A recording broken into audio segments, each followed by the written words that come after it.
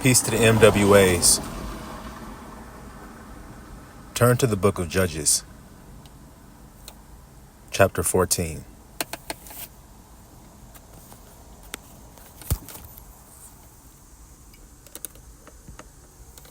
The book of Judges, chapter 14.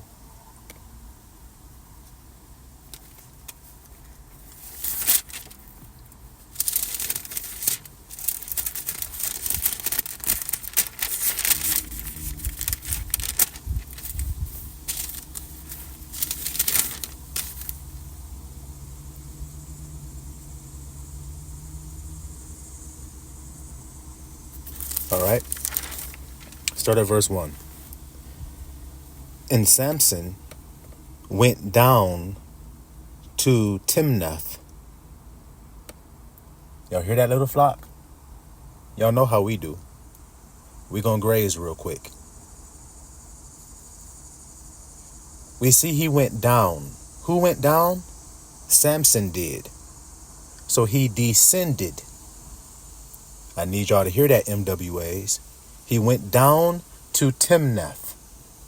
Now, before we move forward, it tells us where he went, and it tells us where he went for a reason. Let's find out the reason why it says he went down to Timnath, of all places. What does Timnath mean? That's what we need to figure out here. What does Timnath mean? Timnath can be used as a warning. A warning to remain vigilant when success and festivity are abounding. Do you hear me, little flock? Timnath is a warning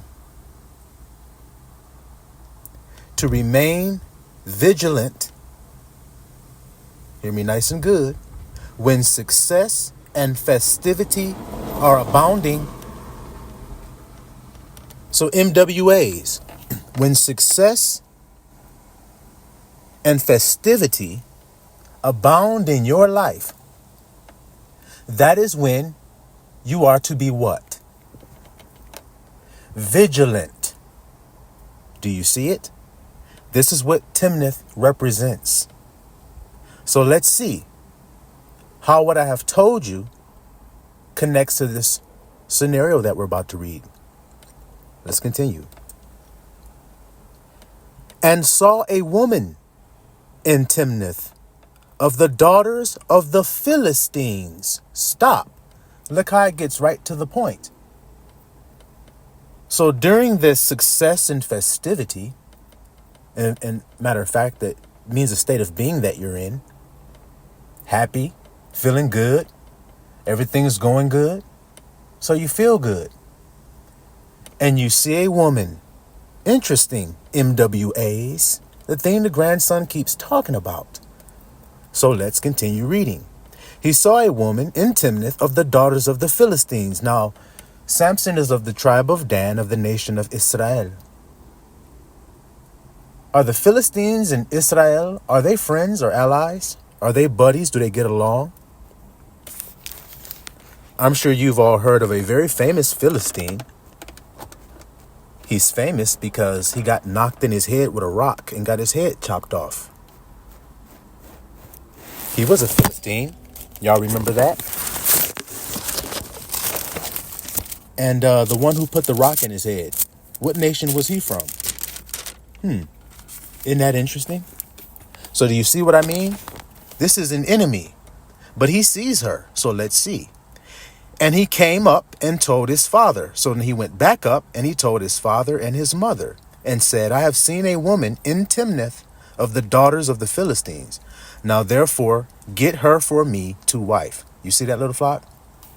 So he wants to marry this daughter of the Philistines. Is that right thinking or is that wrong thinking? Well, let's continue reading and see.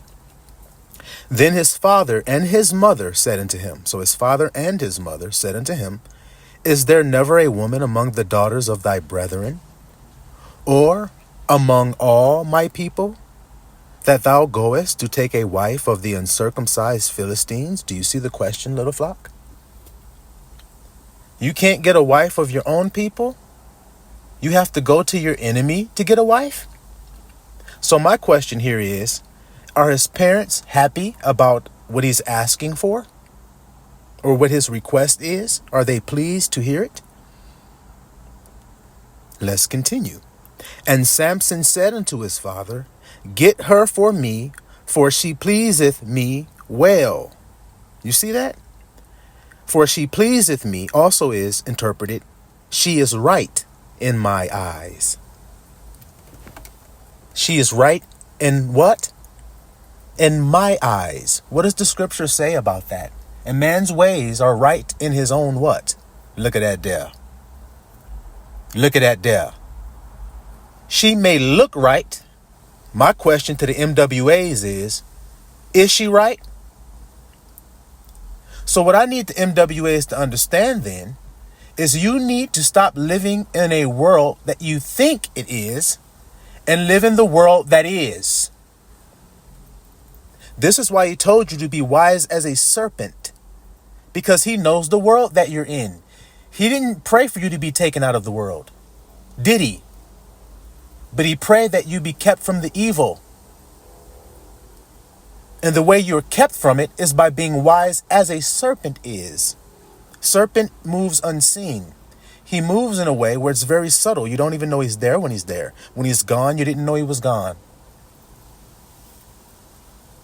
And when he's ready to strike, he strikes when you least expect it. So you need to understand that being in this world that you're in. Be in the world, but not of it. So there's once again another precept proving that you're going to be in this world. And in order to get through it the right way, you have to be wise, clever, cunning, subtle. Do you understand that? Most people are turned off by these things because they consider them to be evil. But what about the one you say you love? He's the one told you to be that way. Now, my thing is, was he called evil for being the way that he was? Of course he was. Was he called unclean? Yes, he was. So do you understand that? That just may be the case when you become wise as a serpent. You may be called filthy, dirty, and nasty. That doesn't mean that you are, because you dwell in the world where things are, not what they seem to be. That's the world everyone else is living in. That's why he said, be not of the world. That's the of he's talking about. Their minds. If it wasn't about the mind, then why does he say, be ye transformed by the renewing of your conslicer? Only the MWAs know what I mean when I say conslicer. Now let's continue. So his parents ain't pleased with his request, are they? But he says, she pleases me well. She's right in my eyes. Let's see what happens in verse 4. But his father and his mother knew not that it was of I am, that he sought an occasion against the Philistines. For at that time the Philistines had dominion over Israel. Hear it nice and good. I need you to hear that nice and good. I need you to open up the wax-filled ears with a Q-tip. With a Q-tip. I said, you need to open them big-ass ears, Dumbo. Open them big-ass ears, Dumbo. Get you a Q-tip and clean out them big-ass ears. So y'all can hear this nice and good. Chock full of diamonds if you got ears to hear and eyes to see. This message is extremely powerful for those who know. For those who don't know, they, what does the scripture say? They deny the power thereof. You see that there, little flock? So we're going to keep on eating over here. So the Philistines had dominion over Israel. Now, in order to understand what that means, we need to understand what the word Philistine means, don't we? Yeah. The word Philistine means to mourn. Hear it nice and good. To roll and wallow in the dust. To roll and wallow in the dust. So when something very devastating, very sad happens to you, in the Israelite culture, what they would do is fall on the ground, throw dust all up in the air till they're covered in it, and rend their garments and rip their clothes off and put on a sackcloth. and lay on the ground. Correct? Well, that's what Philistine means. So that state of being, do you understand, little flock? That state of being had dominion over the Israelites. Did you hear the state of being I just described to you? The state of being when you're in great mourning. And when you're in great mourning, you need a deliverer. What is Samson? See how that's working? You see how that's working? Blessed are those who mourn now. Come on now. Let's keep going. Then went Samson down, and his father and his mother. See how it went up and down? You see that? He had to go up to his parents, but he had to go down and go to this woman. Do you understand what that means? Or do I have to explain it? Because I think you guys should know. You MWA should know. Then went Samson down, and his father and his mother, to Timnath, and came to the vineyards of Timnath. Now, why did they come to the vineyards of Timnath? Well, we need to understand what vineyard means. Vineyard means to abstain. You guys understand what abstinence is, right? Wasn't there a woman being mentioned? Now, isn't she a Philistine? Now, my question is, if she's a Philistine and his parents are saying you shouldn't be with that woman, then shouldn't he abstain from being with her? Now, why the vineyard? Because Samson is what's known as a Nazar. Nazar. Ite means child of. So when people say Nazarite, they're saying a child of Nazar. What does Nazar mean? It means to be set apart, to be consecrated, to be separated. It means to be untamed, to be left in its original state, to be with a seal on it that's tamper-proof, untouched, left the way God intended it. So when we see Samson's hair growing to these locks where no razor was to come into his head, what else was said of him? Nor the fruit of the vine was to come to his lips. See how he's in the vineyard? He abstains from the fruit of the vine. That's what the vineyard represents, to abstain from.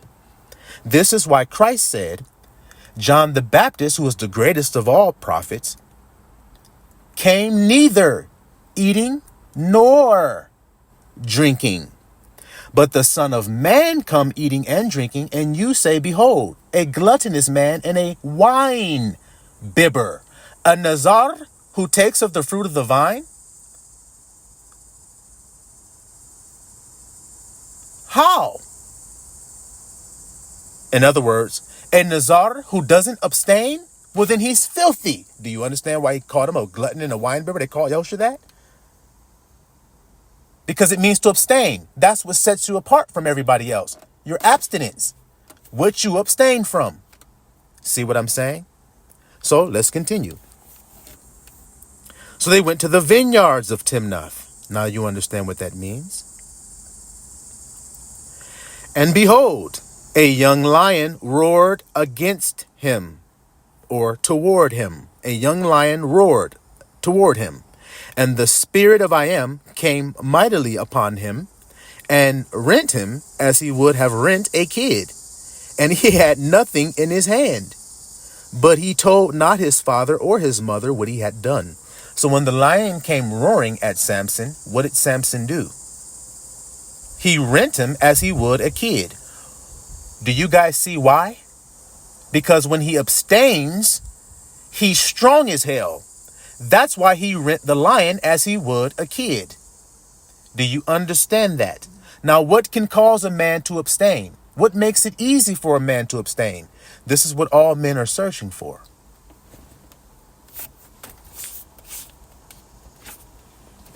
This is what everyone is searching for. It's called power.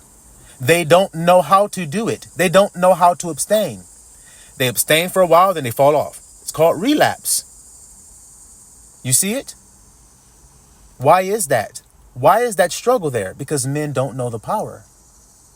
They don't know how to. You see what I'm saying to you? It's a secret. It's a mystery.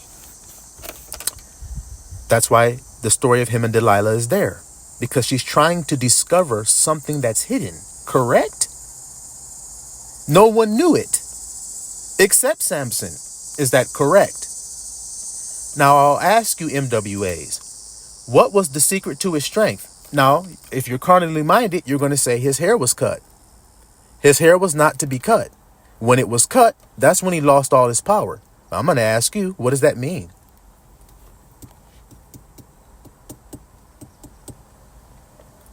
Someone who is untamed, when they become tamed, then they're not who they were. Correct? So you see how his hair growing in its natural form, it grew into 7 locks on its own. That's a symbol of being untamed. See, everybody else's hair is done. His hair is natty. We call it natty locks among the Negroes. When you let your hair just grow into its natural state, it's going to grow into locks. That's what it's going to automatically do. And it's going to grow in a unique form of locks. If every Israelite man on the earth was born, never touched his hair, every one of their hair would look different than the other, like a fingerprint. It would form into locks that are unique to him. That's because he's set apart. That marks out a set apart man. See what I mean? But God is not telling you any of anything outwardly, so he's not actually talking about hair. He's using hair as a sign of set apartness. See what I mean? So then what does it mean? That's what I'm asking you MWAs real quick. What does the hair represent? Untamed nature. Being what God made you to be, not what someone else is bringing you into subjection to be. You see what I'm trying to say to you? That means they're cutting your hair off when you let them decide for you who you are. Instead of you being who you are, knowing who you are, existing as who you are. You see why you're a man wondered at when you are who you are? Because you're unique. No one is who you are, like your fingerprint. If your fingerprint is unique, then you don't think the rest of you is? Of course. Well, when you're not being that unique one that you are, your hair is cut off. Y'all understand what I'm saying to you today? It ain't got nothing to do with outward appearance because God don't care about that. He's talking about your nature as a man. A man is a wild, untamed thing. Not domesticated. Not docile. Do you see, Judah? You are a lion's whelp. Who shall rouse you up? See it? That's your true nature. Somebody made you docile and put you into captivity. So your true nature is to be roused up, to be fierce, to be untamed like a mane around your neck that just grows the way it grows. No one has altered it, cut it, braided it, tried to change it, and none of that shit. It's the way God made it. So you are the way God made you. That's what this story is about. And in order to remain who you are, you have to abstain from fleshly lusts that war against your soul, which is your psychological body. The only reason you're in psychological turmoil is because you're not being who you are. See how that is? Let the church say amen. Do y'all see the diamonds on the table now? So he rent that lion as he would have did a kid. He tore him up with no problem. He didn't even have a weapon when he did it. That's what happens when you abstain from fleshly lust, that war against your soul. Now let's see what happens next. And he went down, see that, and talked with the woman, this is verse 7, and she pleased Samson well. She pleased him well because he did what? He talked with her. See that there? Isn't it the same mistake he made with Delilah? Talking to her. When you talk to an evil woman, what does she end up doing to you? According to Proverbs, the lips of a strange woman do what to a man? Study and find out. Show yourself approved. So she pleased Samson well because they was talking to each other. She was flattering him. That's all that means. She flattered him with her lips, with smooth, buttery words that she talked that made him be happy when he heard it. Made him feel like he was the man when he heard it. Made him feel like he was something when he heard it. Just like a woman does to an athlete that's strong. The nigga been out there dominating. She gets next to this nigga, some woman that's not even of his own people. She gets next to that nigga, starts whispering all this flattery in his ear. You're the best. Be the biggest cheerleader this nigga has ever seen. Now he thinks he's the best. Well, weren't you before you met her? Do you see what I'm trying to say about your hair? Weren't you a wild Mustang before you met this woman who petted you on your head, and now she's riding on your back and you're turned into a pony? She told you you were a pony and you believed the shit.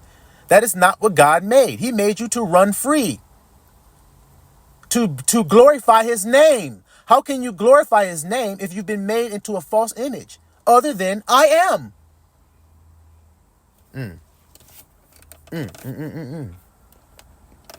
And after a time, he returned to take her, and he turned aside to see the carcass of the lion. So after a while, he went back to go get his wife. See that? And behold, there was a swarm of bees and honey in the carcass of the lion. So I need you guys to take note. If you got a notebook, I'd be writing this down if I were you. A bee. Do y'all see that was mentioned? A swarm of bees. What does that mean? What does a bee represent? Well, we'll get into that if we have the time and if Abba willing. We'll cover that today. But take note of it. A swarm of bees and honey was in the carcass of the lion. And he took thereof in his hands and went on eating, and came to his father and mother, and he gave them, and they did eat. But he told not them that he had taken the honey out of the carcass of the lion. So he kept this all a secret. See that there? The power. It's been hidden. It's a secret. He didn't tell anybody. So he ate the honey, gave some to his parents too. Go to verse 10. So his father went down unto the woman, and Samson made there a feast, for so used the young men to do. See that? This is what young men used to do. Make a feast, about to get married, right? And it came to pass when they saw him that they brought 30 companions to be with him. And Samson said unto them, I will now put forth a riddle unto you. You hear that, little flock? I will now put forth a riddle unto you.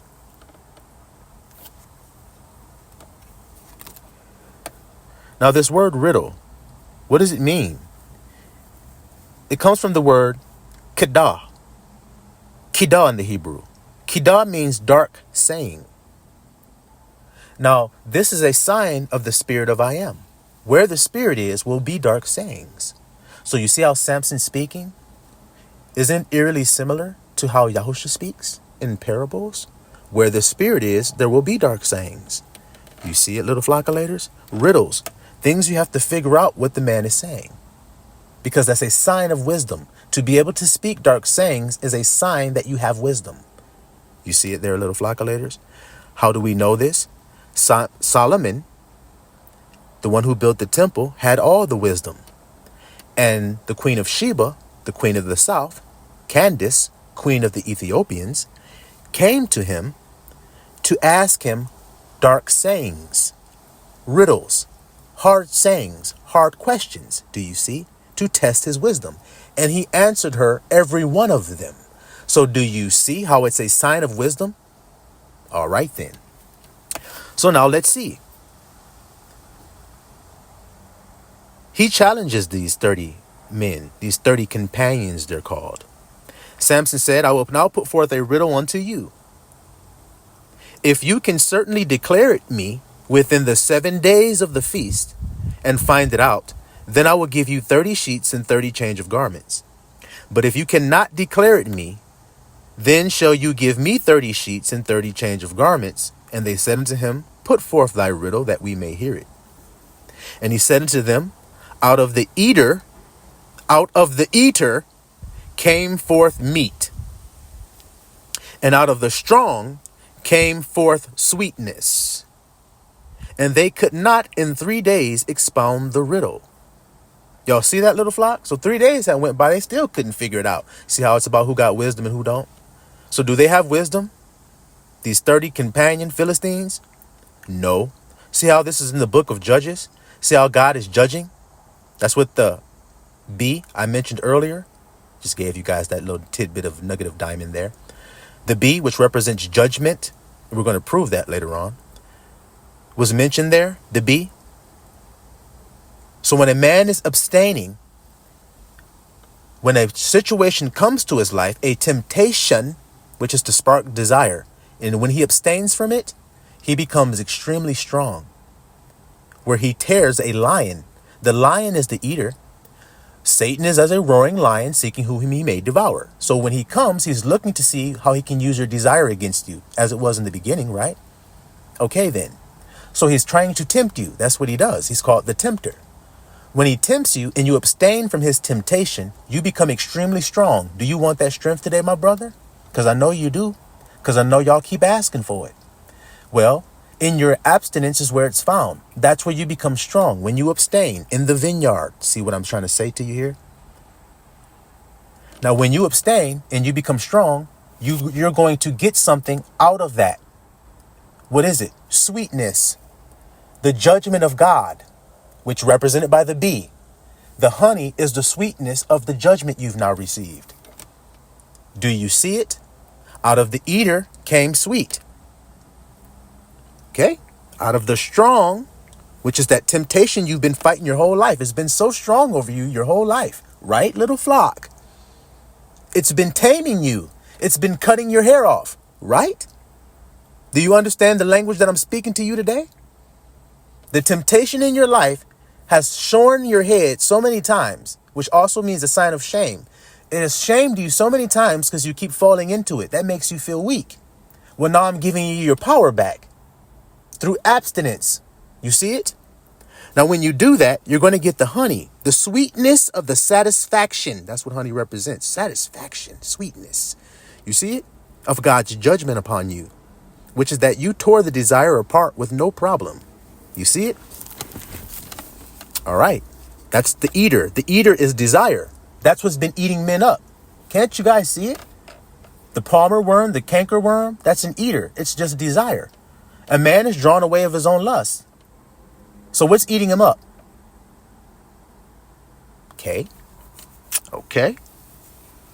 So what I'm doing is expounding the dark saying for you. See what I'm telling to you? Let's keep going. So after 3 days, they couldn't figure it out. And it came to pass on the seventh day that they said unto Samson's wife. So 7 days, they could not figure it out, guys. They didn't have to have wisdom. See? So then they go to Samson's wife. I need y'all to hear that nice and good right there. I need you to hear that nice and good right there. So they go to Samson's wife and watch what they're going to say. Entice, look at the word, entice thy husband, that he may declare unto us the riddle. Entice. See it? Now, if he gives in to this enticement, he is no longer abstaining, is he? So let's see what happens if he gives in to the enticement. Let's see. We saw what happens when you abstain. You're strong as hell. You rip the damn tempter apart. He has no power over you. You tore his ass as if he was nothing. And then you got a honey after the fact. A honeycomb dropped in your hand because God judged you righteous. See that there? Well, let's see what happens here when you don't abstain. And by don't abstain, it means give in to the temptation, right? So you have to be enticed in order to give in. Look at what they're saying. Entice him. Now let's see. That he declare unto us the riddle, lest we burn thee and thy father's house with fire. Have you called us to take that we have? Is it not so? So he said, man, you called us to this wedding to rob us? We ain't going for that. We're going to burn you and your damn family up. You don't go there and get that information we need you to get. Ain't that what they did? Look at that there. Use my man's wife against him. Yeah, well, when she doesn't have loyal ties to Israel, but rather to Philistines, what do you think she's going to do? What did Delilah do? When you don't have loyalty to Israel, but you have loyalty to Canaan, what will you do? Well, let's keep on reading. Let's keep on seeing. And Samson's wife wept before him. Oh, God. Oh, hubby, oh, husband. What, honey? What's wrong? What's the matter? Thou dost but hate me, and lovest me not. You hate me. You don't love me. Look at the enticing. Now that you've heard what they said to her before she did this acting job, I need you men to understand when you see the acting job in your life. Someone told her to do that to you. Why? So she can get something out of you. Once you know that, then you no longer react to the fake ass weeping, to the fake ass sob story of I hate you and I don't love you. I know what I feel for you. I don't need you to tell me what I feel. I know what I feel. See how I'm a Mustang and you're a show pony? Oh, honey, I do love you. Let me prove to you that I do. What? I already told you I do. I ain't gotta show you a damn thing. My word ain't enough. Hmm? Hmm? I say the word is enough. What do you say? Let's continue. She wept. You hate me. You don't love me. You have put forth a riddle unto the children of my people. Look at that. Unto the children of my people. Not our people. My. You did some slicky, tricky, dicky shit. And my people too damn dumb and Neanderthal-like to understand what Israelites be talking about, because Israelites are the head and we are the tail. But I don't want nobody to know that. So then I'll just say, you hate me, you don't love me, you trick my people. And has not told it me. You didn't even tell me. Look at that, little flock. Some things you just don't need to tell nobody. And he said unto her, behold, I have not told it my father nor my mother. And shall I tell it thee? See that? Remember it said he didn't tell his father or his mother what happened. I didn't tell them. So shall I tell it to thee? And she wept before him the 7 days, while their feast lasted. And it came to pass on the 7th day that he told her, you don't love me. I ain't giving you no pussy tonight. Get off me. Damn, baby, you ain't about to give me none? No, you won't tell me the mystery. I ain't giving you none. Damn.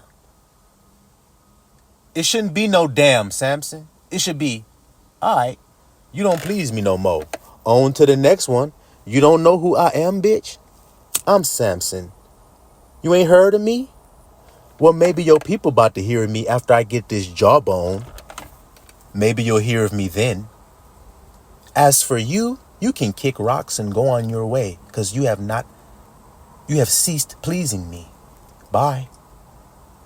That's a wild Mustang that when you try to get on his back, he throws you down into the dirt and he seeks to stump you and kill you too. See that? He don't want you on his back. Get off! He's not kind about it, nor does he give a fuck how you feel when he throws you down.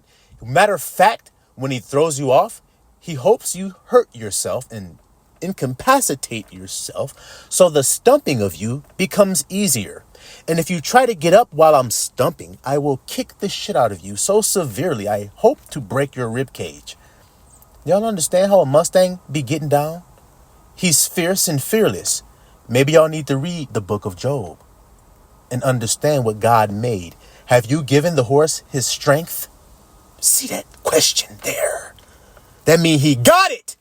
Do you hear about Samson? Have you given Samson his strength? Clothed him with thunder? Huh? Look at them questions. Y'all understand what I was asking? Talking about you. Talk about your untamed state. Why you letting this bitch tame you with her tears? Why you letting her tame you, telling you lies about how you feel about her? How the hell can she tell you how you feel, nigga? You the filler. Look at that there. You gonna let a woman tell you how you feel, nigga? You ain't got dominion? Oh, well, it said the Philistines had dominion over Israelite then. Huh, didn't it? Yeah, look at the dominion they got. Oh, rolling in the dirt. Isn't that what she's doing? Wallowing? Isn't that what she's called? A wallower in the dirt? Look at her doing it. Look at her falling down. Oh, you don't love me. Oh, you hate me. Hate you? Oh, because of a riddle that I told your friends that are too stupid to understand? Now I hate you? Interesting conclusion. I see how your mind working. Gotta cut you off. Continuing, y'all. So he told her. Isn't that what it says? Why did he tell her? Well, let's see. While their feast lasted, it came to pass on the seventh day that he told her, because she lay sore upon him. She lay sore upon him. It's also interpreted cleft in, dug into. See? Cleft in. Do you hear the word cleft in or dug into? Do y'all hear that word? Because it's going to come up as real pertinent here in a second. Digging into you to get something out of you. She kept digging and digging and digging until she got it. That's how temptation works. It digs and it digs and it digs and it digs and it digs until it pulls it up out of you. You see? What is it digging into? Your feelings. Isn't that what she was appealing to? Come on here. Isn't it so clear to hear what the grandson's telling y'all? She dug into his feelings. She appealed to his feelings, and she kept appealing to them until he finally said, fuck it. Okay. And have you ever found yourself giving into your temptation that way? You were sitting there strong as hell for about 45 minutes. And you thought it had passed. And then it reared its ugly head again, even stronger. It dug even deeper. And you said, fuck it. Fuck it. And you turned right and did the thing you hate doing. That makes you feel weak when you do it. That cuts your hair off when you do it. You turned and did it, didn't you? Yep. You didn't abstain. You got drunk off her wine of fornication. See how it's called wine? See how I mean it's about abstaining that thing? See what I'm saying to ya?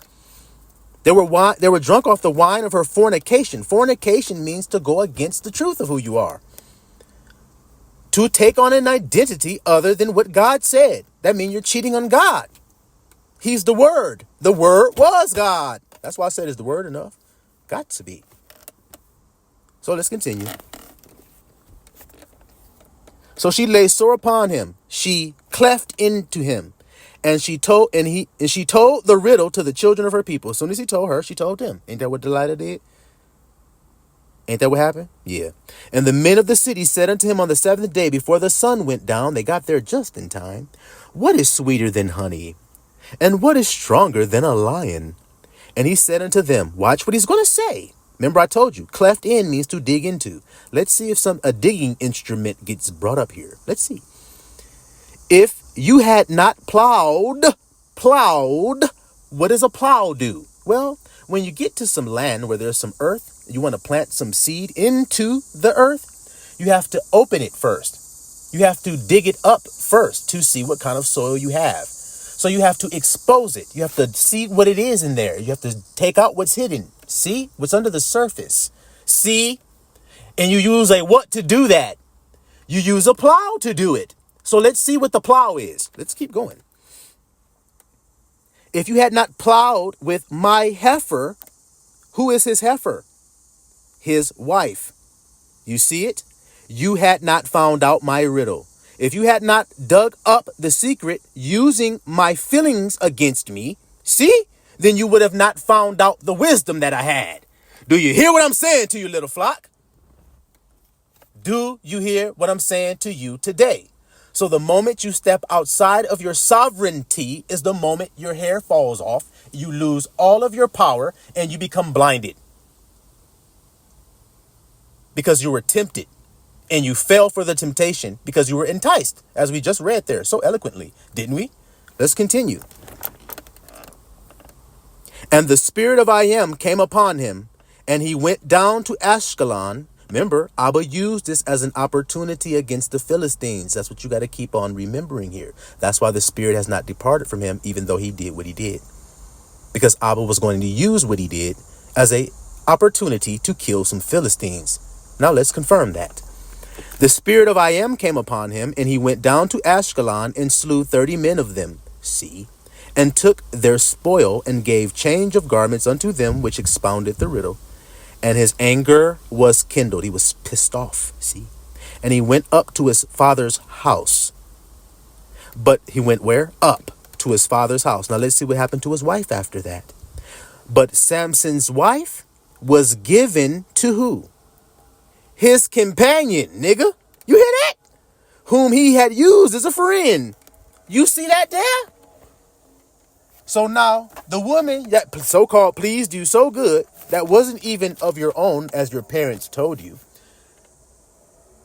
who caused you to lose your sovereignty as well for the sake of her own people who she was loyal to, not yours. See that there? So what kind of people is that woman loyal to, now that you know what kind of people that she come from? Sad, mournful, sick ass, low vibe ass people. Mourn, wallowing in the dust. Why? Because of shame. And that's what they're going to bring you into if you yoke yourself with one. This is why he said, don't leak up with one. That's why his parents was warning him. Do y'all hear this? And do y'all hear this? All right. So now his wife ended up with his friend. Now, ain't that what happens in this world? A nigga be with a woman is his wife. As soon as they're not together no more, he starts to find out all kind of shit that was going on. And sometimes he finds it out while they're still married. The nigga come home early from work and sees his best friend laying in his bed with his woman, butt ass naked, doing the deed. And he's like, wait a minute, Johnny, is that you? Johnny like, oh shit. Hey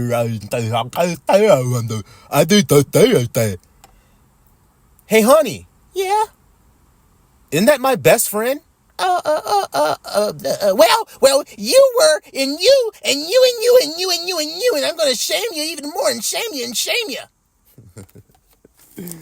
So then y'all know what I'm talking about. You see that there? All right.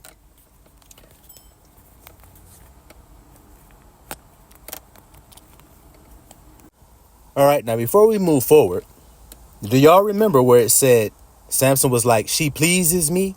And I was breaking down what that means. When he says she pleases me, the word he uses there means to make easy. Y'all hear that? To be manageable. Listen at that, little flock. To make easy, to be manageable, or free from obstacles.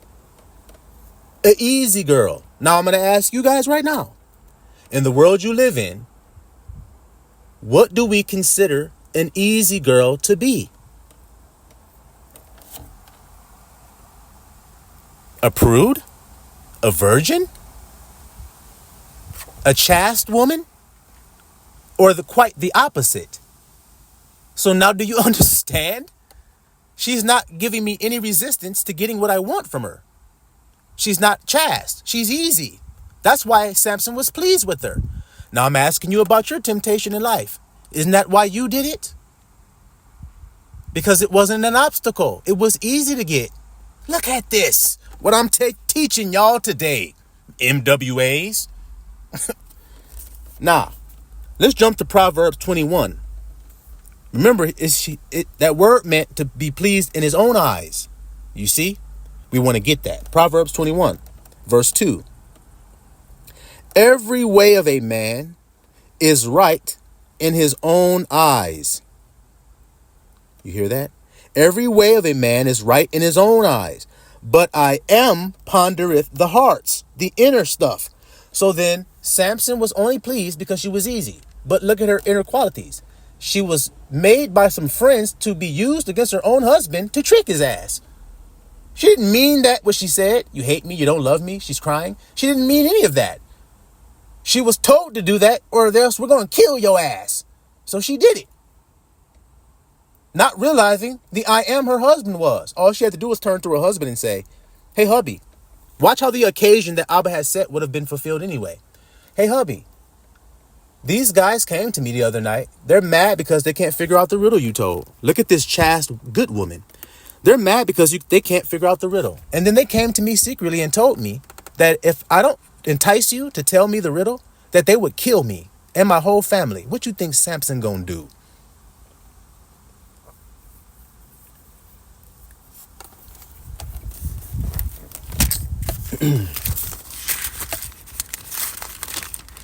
All right. Well, while we're here, let's go to verse 4. A high look and a proud heart and the plowing, hear that word there? And the plowing of the wicked is sin. Like we just read in the other place. See that there, little flock of letters? Right then. All right.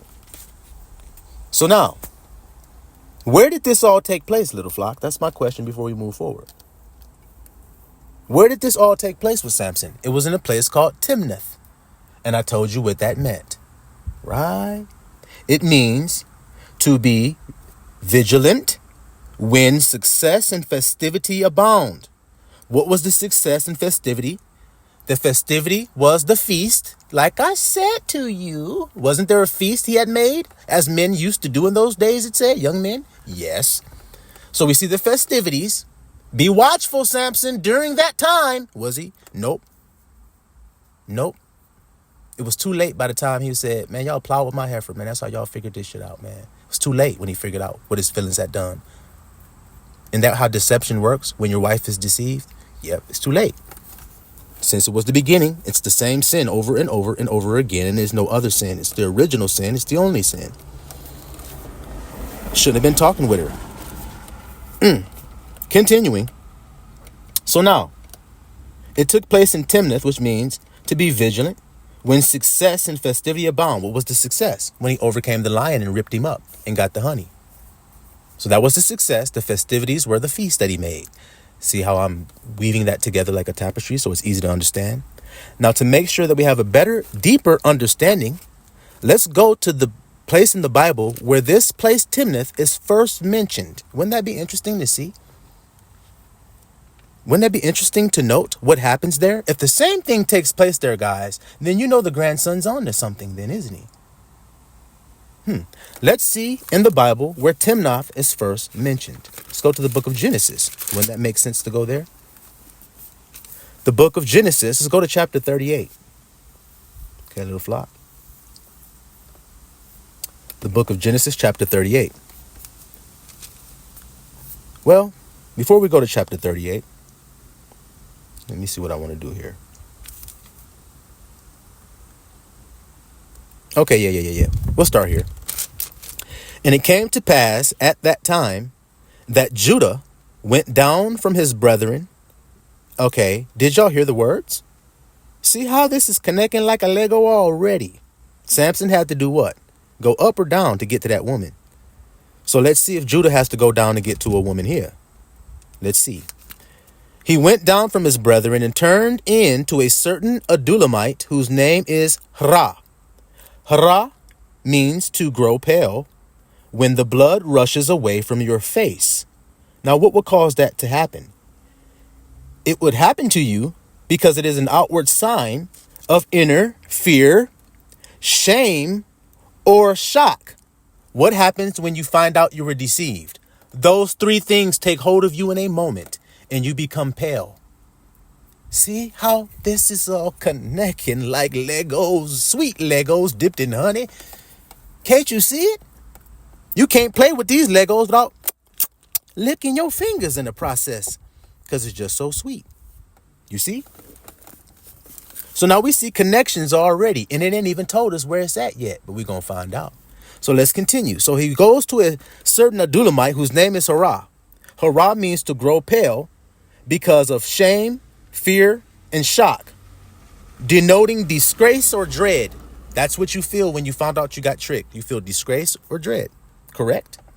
That's what Hra means. So this is what's about to happen to Judah. He doesn't know it though, but let's continue and let's see. And Judah saw there a daughter. Look at this here. He saw there a daughter of a certain Canaanite. That was the other people I mentioned earlier. Canaanites, are they friends of Israelites?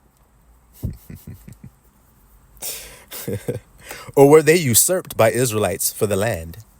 You guys tell me. So he sees a Canaanite whose name was Shua. So the certain Canaanite is a man named Shua. He had a daughter. You see that? And he took her and went in unto her. And she conceived and bare a son. And he called his name That's the firstborn son. And she conceived again and bare another son and called his name Onan. And she yet bare again and conceived and bare a son and called his name Shelah. And he was at Chezib when she bare him. Stop. Look at all this information we just gathered here. So first of all, we see there's a Canaanite. We heard about Hra. Now we see there's a Canaanite whose name is Shua. What does that name mean? It means a cry for help. A cry or a shout or scream to attract attention. Help me! Ah! Help! That's what Shua means. Y'all hear that, little flock of laters? Help me! Help! That's what happens when you get trapped in sin, isn't it? It's what happens when you're trapped in a snare and caught. Isn't that what you do? Isn't that what the Israelites always do when they find themselves in a distressing state? Yeah. I've told you why they find themselves in a distressing state. It's because they didn't abstain. God says you're set apart people, didn't he? So that means you abstain. See it? See? Trying to tell you this. Nah, so we got Shua. So it means to cry or shout to attract attention. It is also a halu. Now, what is a halu?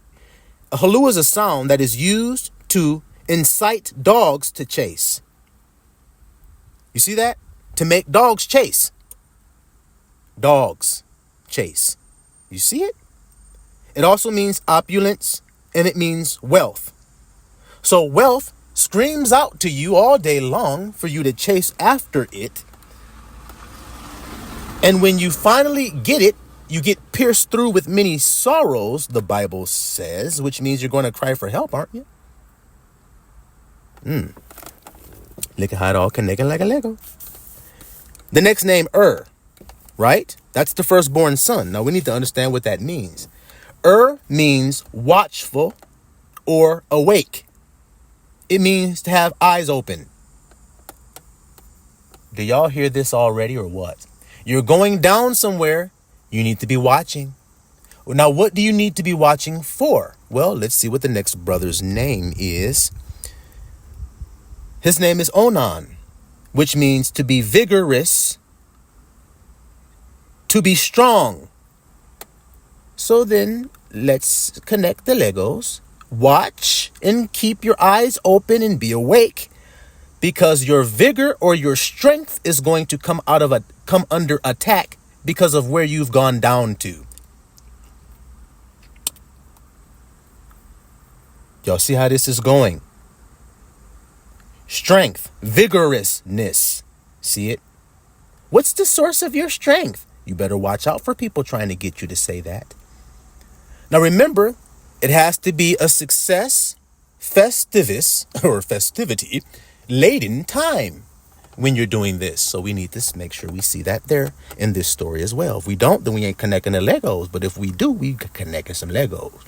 So and Onan, there's one more son, right? That means Shelah is left, the youngest. His name means to be tranquil, to be happy, safe, forgetful, and neglectful. So what happens when you indulge in the temptation? You become tranquil. You were supposed to be watchful and awake, but you become tranquil. You think you're happy. You think you're safe. Why do you think Abba says when they say peace and safety, then sudden destruction shall come upon them, because they were forgetful and neglectful of their vigor and their strength. They were not watchful over it. They wasted it. And so therefore, they're going to get this unsuspecting thief in the night like judgment that they weren't expecting. Like it is when you get stung by a bee. You didn't expect it. This shit came out of nowhere. Continuing. Now, one of the sons, it made mention of the place where they were when they had him. It didn't make mention to the other ones, but it made mention of the last son. It said they were in Chezeb. Why? Because Chezeb means to lie or to deceive. Come on, y'all. The first sin, the original sin, was you got deceived by your feelings, your wife. Well, we saw Samson was deceived by his wife, his feelings. If you had not plowed with my heifer, you would not have found out. Plow with my heifer means to dig into my feelings, to pluck at my heartstrings, to get me to open up. See? To make me tame so that you can destroy me. That's what chesed means. It means to deceive. Okay? So now, let's see what happens with these sons. Since now that we know what it all means for us, what God is telling us here, let's see. And let's go back one verse 6. And Judah took a wife for Now Onan, and Shelah. What are they as far as their race is concerned? They're mixed. They're half Canaanite through their mother, half Israelite through the tribe of Judah through their father. So they're half Jews, half Canaanite. Now let's see why Abba says don't do that. Watch the confusion that it's going to cause. Let's continue reading. And Judah took a wife. Now, who took a wife? Judah. So that means Er's father, like it's supposed to be. Now, who took Samson's wife? The Philistine. He did. His father said no, but his father gave in and went on down with him and did it. See? Now, let's see what happens here. Judah took a wife for his firstborn, whose name was Tamar. I want y'all to focus on that word right there. Tamar means palm tree. Now, why am I making mention of this? Now, I've done videos on this before. So for those MWAs that are familiar, you may already know where I'm going with this. Because if we see a palm tree and a bee, then we know the grandson is right when he says this represents judgment. Okay? Now let's keep on reading. God's going to judge you for whether you have abstained or not, right? Well, let's see. He did not abstain. He gave his seed to the Canaanite woman and bare these sons. Now, let's see if it was vanity for him to do that or if it was actually profitable for him to do that. Let's see. Judah took a wife named Tamar. Tamar means palm tree. Okay. And Judah's firstborn, was wicked in the sight of I-Am, and I-Am slew him. So was called wicked by I-Am. Why? Given his name means to be watchful, awake, and have your eyes open, why do you think he was called wicked? Let's continue reading and we'll surely find out. And Judah said unto Onan, so the next brother, go in unto thy brother's wife and marry her and raise up seed to thy brother. And Onan knew, watch this, and Onan knew that the seed should not be his. And it came to pass when he went in unto his brother's wife that he spilled it on the ground. What did he spill on the ground, little flock? First of all, what does it mean when he went in unto his brother's wife? What does that mean? We know what it means. He went in. But after he was in, as you know, as a man, after you've been in for a while, you start to feel a feeling rising up in you. And something is going to come up. And if you go from in to out, then what that feeling that comes up is going to produce something that's going to spill on the ground. Why would you spill it on the ground? Because you're wasting it so that it doesn't produce seed. It said he knew the seed wasn't going to be his, so he wasted it on the ground. See how it's about not being watchful over your strength and wasting it. See it? It's going to keep showing it to you MWAs so that you know without an excuse. Because no one's blood will be on my hands. I'm giving you guys the warning here. Okay? Because this is about judgment. That's what Tamar means. Let's continue. Matter of fact, while I'm on this subject, one of David's sons, named Amnon, raped his own sister. What was her name? No, I'm going to continue. Was he killed for that? Yes, he was. Now let's continue. So he spilled it on the ground. Let's see how Abba feels about that. And the thing which he did displeased I-Am, wherefore he slew him also. It displeased him. So the first was wicked. You didn't watch. You're wicked. You wasted it. Now I'm displeased with you. So you die. You die. The moment you eat of it, you shall surely die. Come on now. And then said Judah to Tamar, his daughter-in-law, remain a widow at your father's house till Shelah my son be grown. For he said, lest peradventure he die also. And his brother did. As his brother did, And Tamar went and dwelt in her father's house. Okay. Now listen good, little flock. Now he said, I don't want the youngest to die. So wait till he's old enough to become your husband. And then we'll try this thing again with him. Okay. But watch what happens. And in process of time, verse 12, the daughter of Shua, see that? The daughter of Shua, we know what Shua means. Judah's wife died.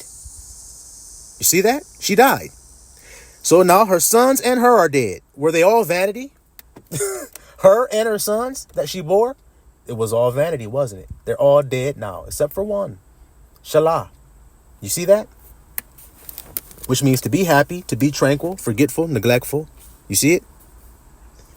Now, and in process of time, the daughter of Shua, Judah's wife, died, and Judah was comforted. So now he had his time of mourning and everything, and now he's comforted, so now he's feeling better. See? So it's about feeling. Now let's see about that state of being I told you. When you need to be watching.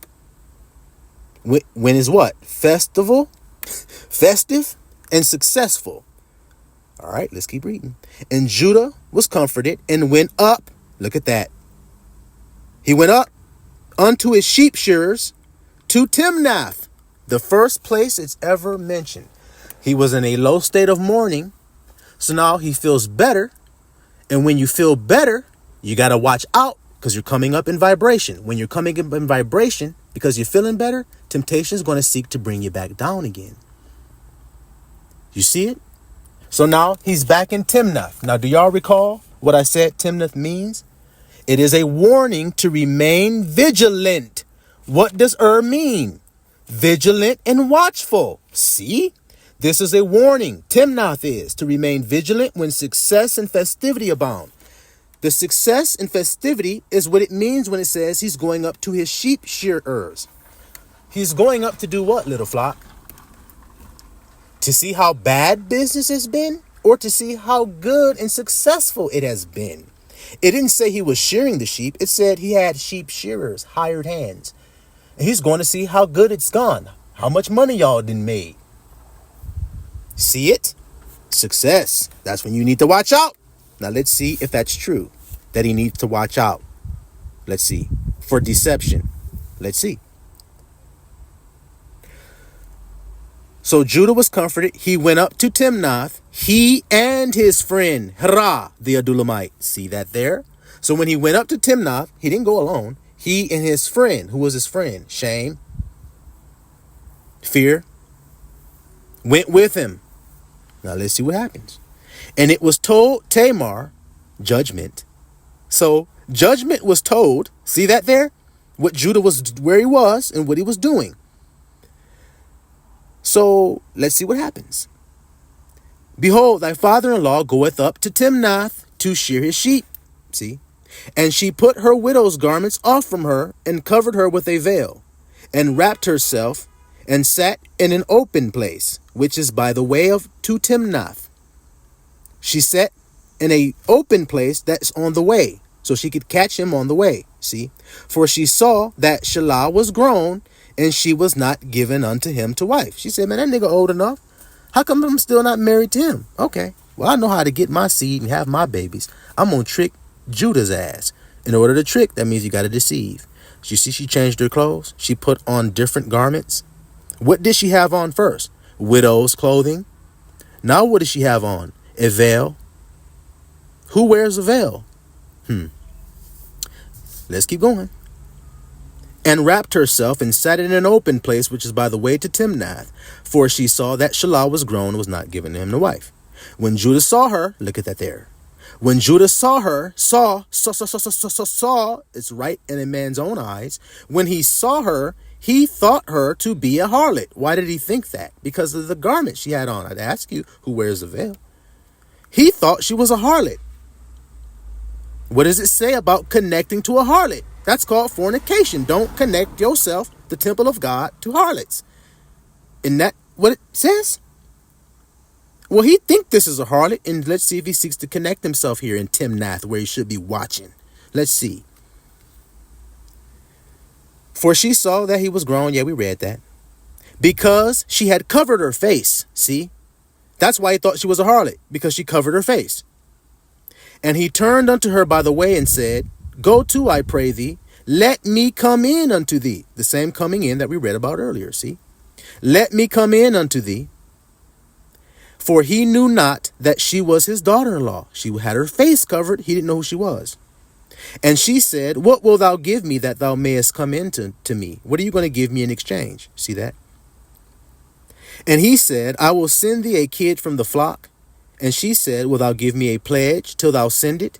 And he said, what pledge shall I give thee? Now remember, I told you, in order to get it, you got to give up your sovereignty, right? Which is your crown. Let no man take your crown from you. Your crown, also represented by the Nazarite hair, being cut off. Don't let nobody take your Nazarite locks from you. See that there? All right. Watch this here, little flock. What pledge shall I give thee? And she said, thy signet, sign, signature, your identity. Give me your identity. See? And thy bracelets and thy staff, authority, sovereignty, dominion. Give it to me. Give me your identity. Give me your wealth. And give me, what's that last little thing there? Your authority. Give it to me. And he gave it her. Look at there. And he gave it her. Where? In Timnath. See? Same place we read about Samson giving his away. Look at that there. The place where you need to be watching, little flock. When success comes into your life. When the things you've been waiting for your whole life start to pour into your life. Watch! Because they gonna come. Them Philistine bitches. Them Canaanite bitches. They gonna come. And when they come, they only come in to steal, kill, and destroy. You gonna let them do it to you? If you heard this message, you ain't got no excuse. Continuing.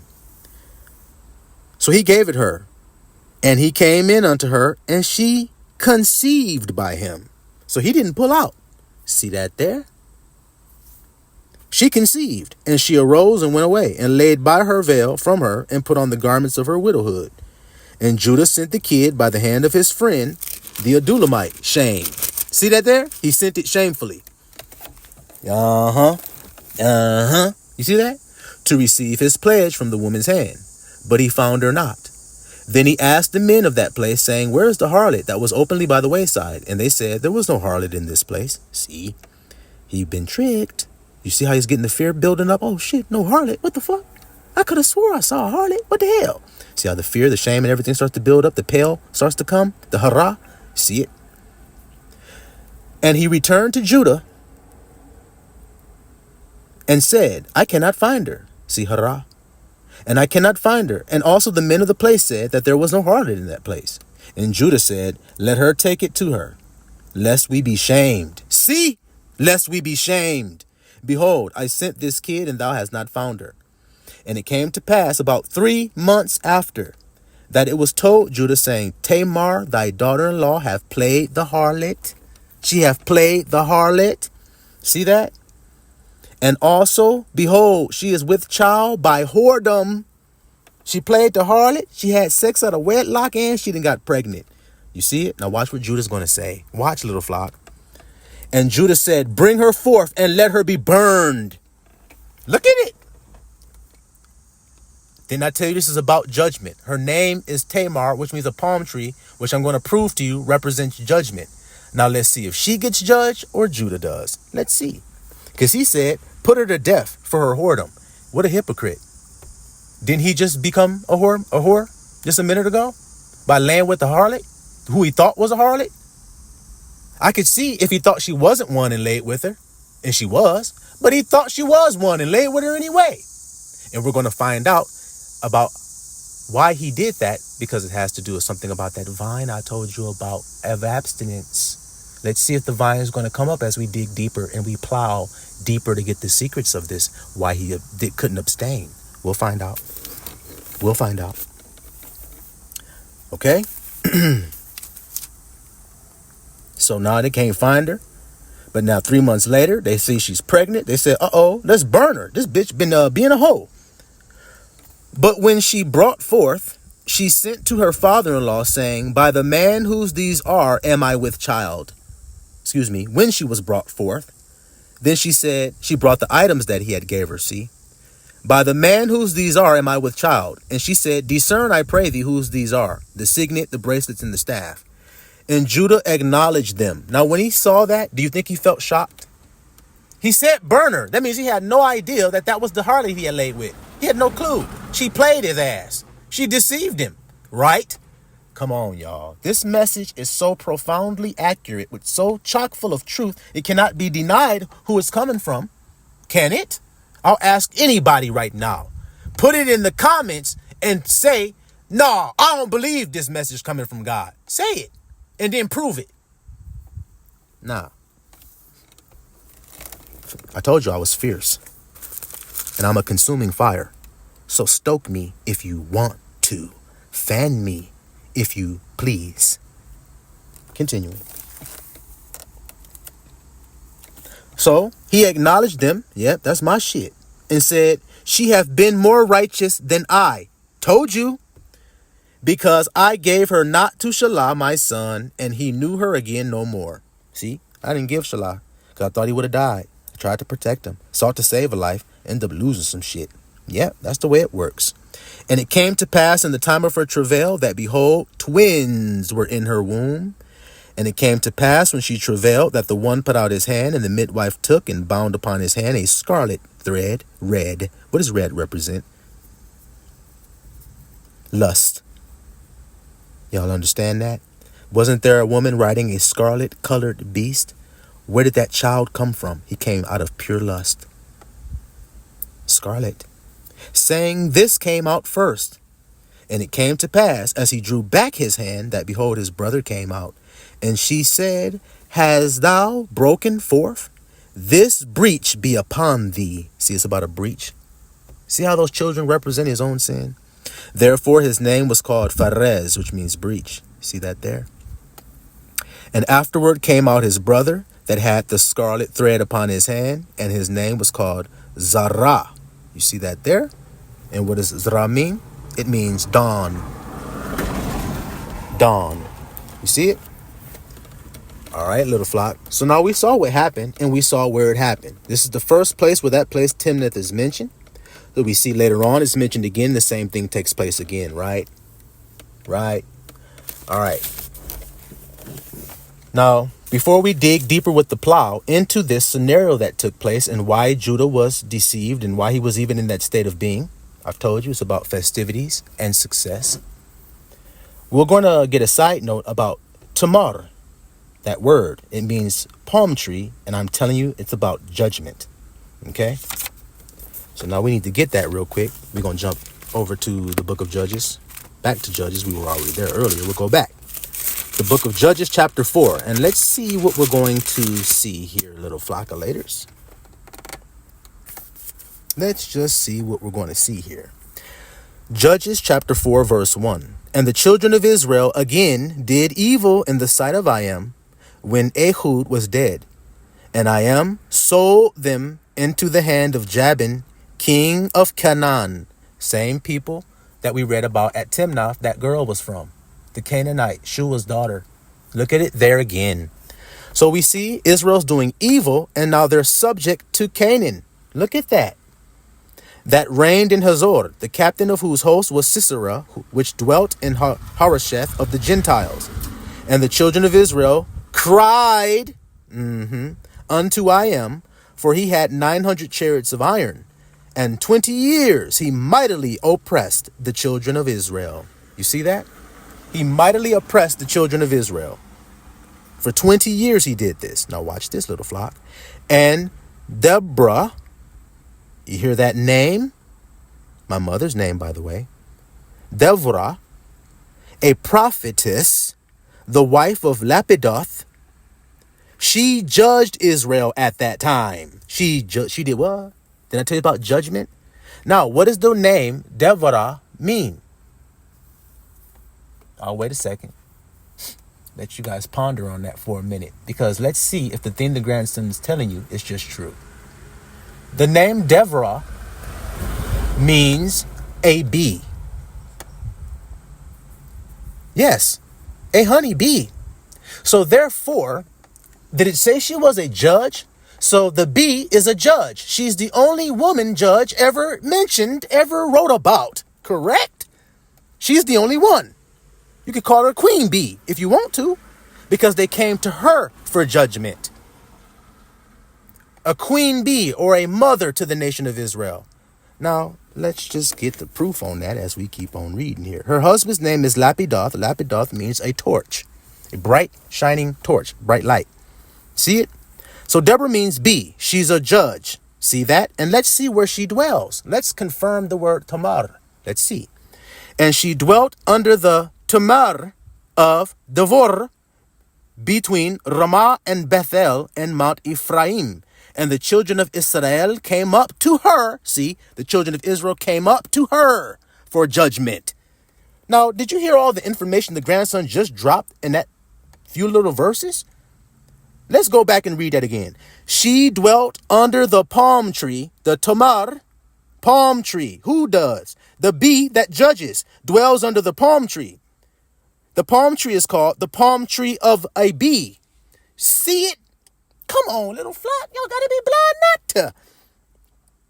You see it there, little flockulators? So I'm going to jump ahead to prove about this queen bee mother that judges the nation of Israel. Okay? That's what it represents. Tomer and a bee.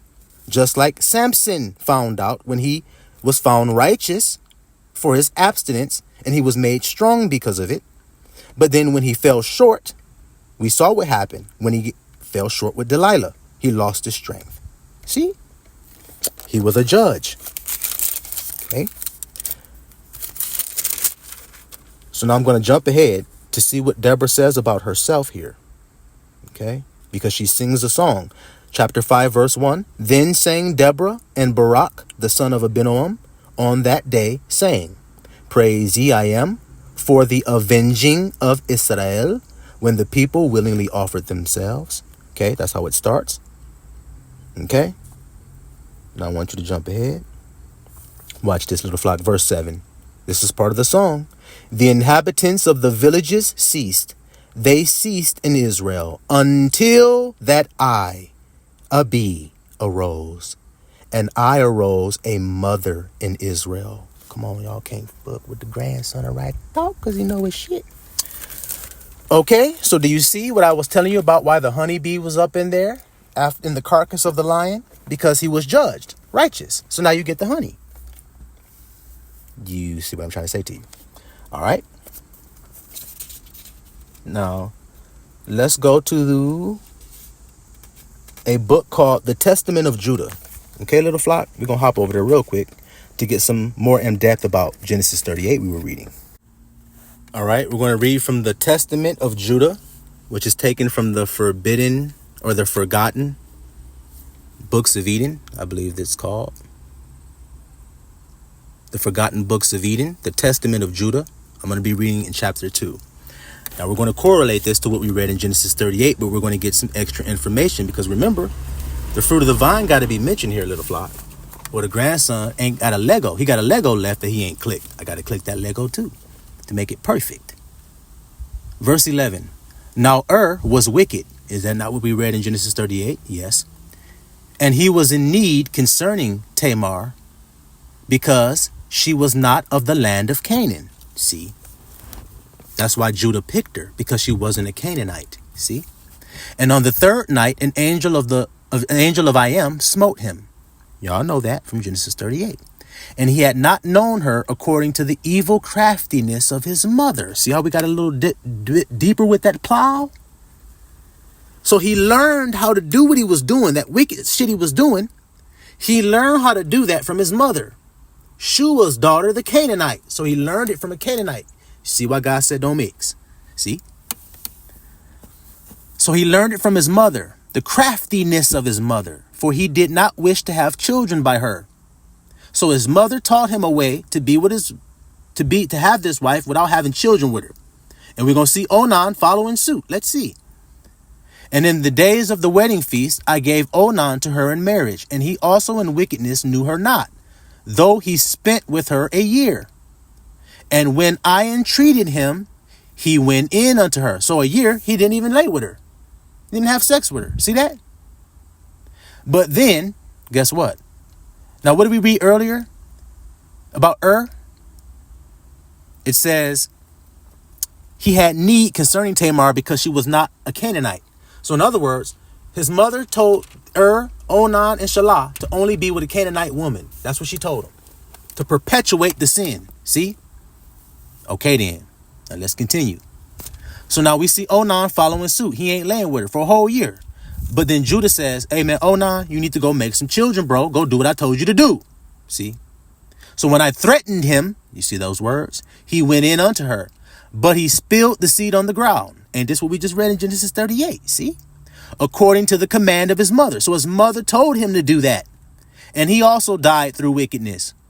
And I wished to give Shelah also to her, but his mother did not permit it.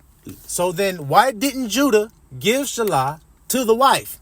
Because the wicked ass Canaanite bitch he had told Shelah not to marry.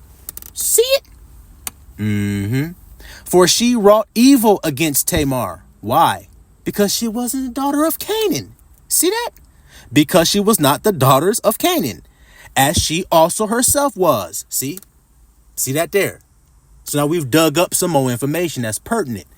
And I knew that the race of the Canaanites was wicked. Verse 17. See that? He knew they were wicked. But the impulse, hear this nice and good, men wondered at, listen good. But the impulse of youth blinded my mind. It did what? It blinded. What happened to Samson? He got blinded. Come on, y'all. It blinded my mind. And when I saw her pouring out what? Wine. Come on. Did the grandson say you got to make that last leg go click, click? When I saw her pouring out wine, owing to the intoxication of wine, I was deceived. So why were you deceived? Because you got intoxicated off the wine. What does that mean? You gave in. You did not abstain. Come on here. So he was drunk when he did that, little flock, when he was deceived, when he thought she was a harlot. He was drunk that day. See it there? And he took her, although my father had not counseled it. See it? And took her, although my father had not counseled it. And while I was away, she went and took for Shelah a wife from Canaan. Do y'all hear that there? So while he was away, she went and got a Canaanite wife and gave her to Shelah. And when I knew what she had done, I cursed her in the anguish of my soul. Now, didn't the Bible say that she died in Genesis 38? Let's see what happens. I cursed her in the anguish of my soul. So then what did I say happens to your soul when you give in to temptation? What did I say? Come on. Your soul is now in anguish. And he cursed his wife, and she also died through her wickedness together with her sons. And after all these things, while Tamar was a widow, she heard after 2 years that I was going up to shear my sheep, and adorned herself in bridal array, and sat in the city Enaim by the gate. For it was a law of the Amorites. Listen good right here. For it was a law of the Amorites that she who was about to marry should sit in the fornication 7 days by the gate. Did you hear it? So Canaanite custom is when a woman's about to get married, she goes to the entrance of the city. She sits there. You see that? She sits there and she lets every man that passes by lay with her for 7 days. And then she goes after the 7th day back to the man she's going to marry and marries him. Now, if that ain't some corrupt, nasty ass Sodom and Gomorrah ass type shit, I don't know what is. But that was their ways. That's why he said don't take part and be with them.